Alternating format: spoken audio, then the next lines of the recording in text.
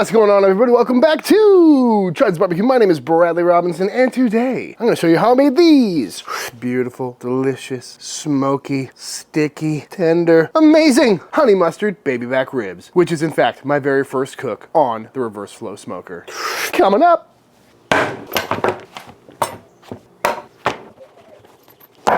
These are some ribs. Pat them dry. And I'm not gonna lie to you folks, I picked this rack up yesterday. I picked this one up last week, and this one smells absolutely terrible and it's kind of slimy. So I'm gonna go get another rack. There we go. That one smells a lot better. And what I got here is 2 racks of baby back ribs, sometimes called loin back ribs, pretty standard. I always try to find the ones with the most fat on them and the best marbling because these tend to be pretty lean. These ones are looking great. And when it comes to baby backs, there's really not much you have to do trimming wise. There's sometimes a little flap hanging off the back, square off these ends. Maybe if there's this little baby bone hanging off, you could trim that out, but really minimal cleaning, just trying to make these look a little bit nicer. And of course, if you wanted to, you could take the membranes off. Sometimes they come that way. I usually just kind of roll with the punches because I think the membrane's great on ribs. It helps hold the fat in, and as long as you're cooking with enough convection, it'll render down real nice. Unfortunate gash in this one. That's all right, we'll just leave it. But feel free to take the membrane off if that's your style. I know certain cookers don't cook out the membrane very well. But yeah, not much to it. As far as seasoning these up, I'm gonna do 2 different rubs today. Starting with this one, we're gonna go on with some good old-fashioned Chud rub. Starting on the back side. Just a nice healthy coating, folks. No need for a slather, although, you know, I like doing slathers every now and then on ribs. But Chud rub is just a great all-purpose rub. Pretty pepper heavy, kind of a savory rub. Got some good color to it, and I like it. Flip it over, and we'll do the top side. And it's kind of hard to miss, but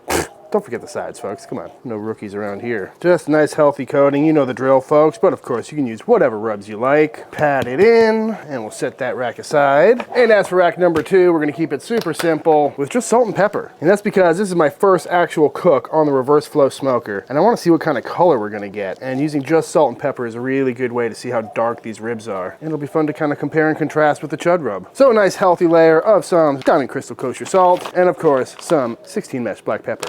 Until now, shopchuds.com. And whenever seasoning anything with salt and pepper, I always like to go salt first, and that's because it's gonna hit the meat and start to dissolve and pull out some moisture, which will in turn help the pepper stick. It's its own built-in slather. Flip it over. And you could mix these together if you want, but I like to be able to eyeball it because you don't want to oversalt these things. And also presentation is a little bit more important when you're doing just salt and pepper on ribs. And as always, if you're using a different kind of salt like Morton's, you may have to go a little bit lighter because of different granule sizes. Nice, even coating.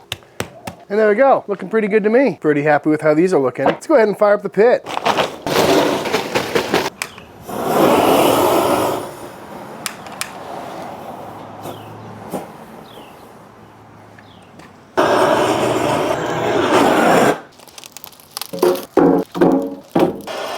Definitely got some decent draw on it. You can see those flames bending right on in. Pretty cool. Ooh. And on the pit we go. I'm gonna throw these on at 2 different places. One kind of right, and the other one back here. That way we can kind of get a different idea how these are cooking in different places. Although it's really not a great experiment because they're 2 very different sized racks with 2 different rubs. But, I got all this real estate, might as well use it. We're gonna rock this pit around 275, 300 for the entire cook. Should work out just fine. And we'll check back in a little bit. This video is brought to you by Helix Sleep. Helix Sleep makes premium quality mattresses and bedding, customized to fit your needs, and are conveniently shipped right to your door. I've been thoroughly enjoying my Helix mattress for well over a year now. It's the best bed I've ever had, and I've never slept better in my life. And even after a year, there's still no signs of sagging or any wear and tear, and it's just as comfortable as the day I bought it. In fact, I love my Helix mattress so much that I bought 2 more for the apartment above the Chud shop, and everyone that has stayed there overnight has nothing but positive things to say about how comfy the beds are. If you're unfamiliar with Helix, they match your unique body type and sleep preferences to the perfect bed for you using their sleep quiz. Simply fill out some basic information such as height, weight, sleeping preferences, whether you sleep on your side or your back, and they'll match you with the perfect mattress specifically for you. You can also take the quiz with your partner to ensure that you're going to get the perfect mattress for both of you, even if you both have different sleep preferences. I personally am a back sleeper, and the official taste tester down there is a side sleeper. But we took the quiz together and we were matched with the Helix Dusk Luxe mattress, and have both never slept better in our lives. We also opted to get the glass Osteotex cooling cover for the mattress, I highly recommend it. It really helps keep the mattress from getting too hot on these toasty Texas summer nights. But probably my favorite part about Helix mattresses is how convenient it is. You know, getting a king-size mattress can be a real big pain. They're gigantic. They're pretty heavy, but with Helix, they vac seal them really tight and put them in a very manageable size box and ship it right to your door. Not to mention free shipping within the US. And then you simply crack the vac seal and watch your mattress reinflate to full size, making the whole process of getting a new mattress incredibly easy, super convenient, and pretty fun to watch. All Helix mattresses come with a 10-year warranty and a 100-night sleep trial to make sure that you're happy with your mattress. And if not, you can send it right back. I love my Helix mattress and I think you will too. So if you're in the market for getting a new bed, go to helixsleep.com/chudsbbq to get 20% off your order plus 2 free pillows. Again, I'll have a link in the description box of this video taking you to helixsleep.com/chudsbbq to get 20% off your order plus 2 free pillows. Thank you, Helix.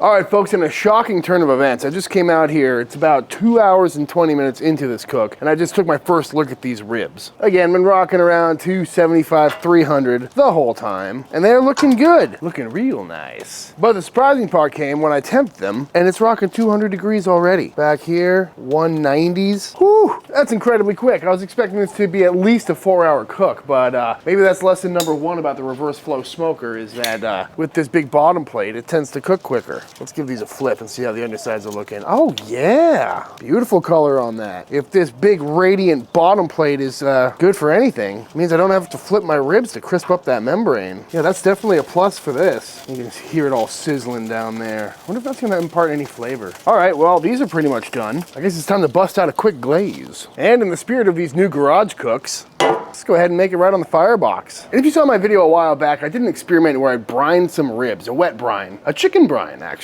And in that video, when Brooke and I were tasting them, she mentioned that at one point I made some honey mustard ribs that were the best ribs she's ever had. I don't even remember making those, but it sounds good, and I told you I'd make them. So that's what we're gonna do today. So it's time to bust out a really complex honey mustard sauce. Starting by going into our pot with some honey. Oh yeah, ooh, that heated up real quick. Do about a cup and a half, maybe a cup. And follow that up with some good old-fashioned yellow mustard. Ooh, yeah. Oh, how you doing? About a cup and a half of honey to a cup. How you doing, buddy? How you doing, man? Good, good, good. Nice guy. He always checks in on my building projects. Anywho, next up we're gonna go in with some Dijon. Just a little extra. How you doing? Ooh, probably just a couple tablespoons of that. And just get that all nice and mixed up. And of course, be sure to taste and adjust to your liking, depending on how sweet or how mustardy you want your honey mustard. I left these flipped over while I made that quick honey mustard sauce. And before I flip them back over, I might as well go on with some of our beautiful little saucy glaze here. Ooh, that's a weird color on ribs. Looks like neon green almost with that red rib. Kinda weird. But you know, honey and mustard are very common in a lot of glazes, so I don't see how this is gonna be bad. And now I'll go ahead and flip these back over. Oh, beautiful color on that. I'm gonna move this one over here just to make life a little easier. And we'll get a nice little glazy poo going on these. And there we go. I'm just gonna let this cook on, gain some smoke, tack up a little bit, and we'll see how they look in a little bit. I gotta say, for the first cook on this reverse flow, it has been very pleasant. I've added maybe 2 logs this whole time, and it took a minute to get up to temp with that super thick steel and that baffle plate in there, but once it got up there, it's been holding steady and very easy to work with. Nice clean heat the whole time, and these ribs are cooking super quick. Got a beautiful glaze on there, looking nice and tacked up. So I'm gonna pull these off, wrap them up, let them rest, and we'll slice on in. Just gonna wrap these up to rest them. I'm gonna hit them with another little shot of honey mustard before they go into the foil little pouch here. Ooh, these are looking pretty good. That first layer is nice and sticky, and this will just add some extra flavor and make sure it doesn't stick to the foil. And flip them over, very hot. Boop. Beautiful. All right, after a nice long rest, let's go ahead and see how these ribbies came out. Ooh, nice and sticky. Ooh, beautiful. Oh yeah, spread that glaze out a little bit. Looking nice. Which one should we cut into first? The little chud rub ribs or the salt and pepper? Let's do the chud rub ribs just because they're right in front of me here. I was noticing this when I was looking at these raw. There's all these little shaved bone ends on the end, kind of right back here. Definitely should have taken those off, making it hard to cut through the ends on these. Also, probably why you usually don't see this piece on there. Oh well. Ooh, these are so sticky, but looking nice and glazy, nice and tender. Love me a good baby back. Slide these over here. We'll see how these guys came out. I'm gonna start in the middle of a bone, that is. I hate these bones so much. But again, nice looking rack. That is a nice meaty rib, if I do say so. Nice little pink smoke ring. Very faint, hard to come up with this bright shining light, but you can see it there and almost looks like a pork chop. It's a nice meaty boy. Not gonna lie, folks, I really didn't put all that much effort into this cook because, you know, I'm not really reinventing the wheel here. This is just a sweet mustardy glaze on some beautiful smoky baby back ribs. This was mostly just about getting to know that offset, or the reverse flow, I should say. And it was a real pleasant cook, you know? Nice short, maybe 3-4 hour cook. And I must say, these look pretty tasty. So I gotta dive on in. Never mad about a good baby back rib, folks. Ooh, let's go for it. Oh yeah, so meaty. Keep an eye out for those little bones though. Definitely should trim those off. The fine rib, go for the old fattier end, shall we? Oh yeah. The sweetness is subtle, but welcome. That's a very good rib glaze. Honestly, I don't think I'd be able to pinpoint that that's honey mustard because it just tastes like, you know, a sweet and savory, just balanced rib, which is shocking because I put a lot on there. Nice clean bone. Ow. Next up, we'll go for one of the ones with the chud rub on there. A little bit darker, also a little bit smaller. Nice smoke ring on there though. Oh yeah. Oh yeah. Boop. Another great rib. Definitely prefer these more. Just that little bit extra flavor really is nice. They're also a little bit smaller, so the flavor goes a little bit further than these big, meaty, just salt and pepper ribs. Gotta love that honey mustard glaze though. Oh, it's like candy, yet savory. I'm gonna give these a little bit of a finishing glaze. A little more honey mustard, because why not? Make them extra sticky. I made them extra sloppy for you. Brooke, you want a rib? Yes, please. They looked real good. Choose your favorite. Smells like honey must. It does. Oh my god, so tender. Yeah, they're a little tender. They cooked way faster than I expected. Oh my god, so good though. Just like I remember. Right. Delicious, tender, sweet. A bit sticky. Hit a pepper. Definitely sticky. Definitely need a nappy. So those ones are just salt and pepper. This one has a chud rub on it, so it's got slightly more flavor. Okay, okay. And yeah, it's just a big pile of ribs. There's still more flavor to them. They're also a little less meaty. The flavor isn't like overpowering. It's like rounding it out, which I really like. I think it really added some more je ne sais quoi. I mean, this is literally 4 ingredients. It's salt, pepper, honey, and mustard, where this is a little more complex for your more developed palate. It's so good. Could you tell that that was honey mustard if you didn't know going into it? Yeah, I think so. I don't know, it just doesn't hit like whatever you normally dip honey mustard in for me. Kind of tastes like barbecue. The mustard loses some of its bite. Yeah.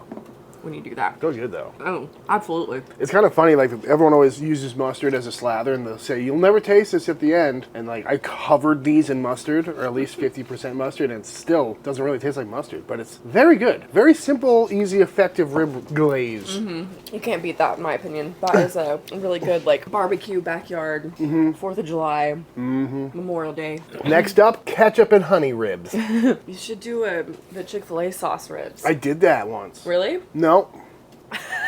No, I did that on wings No. at Friedman's. I did a copycat recipe. I did a lot of things apparently at Friedman's that you remind me of Yeah. when I'm out here. You were trimming a lot of briskets by yourself with just your thoughts. Do you know who I think would really like these? Papa. The official taste tester. Beep beep. Come here. I think it's time. I think it's time for the official taste test. Ow!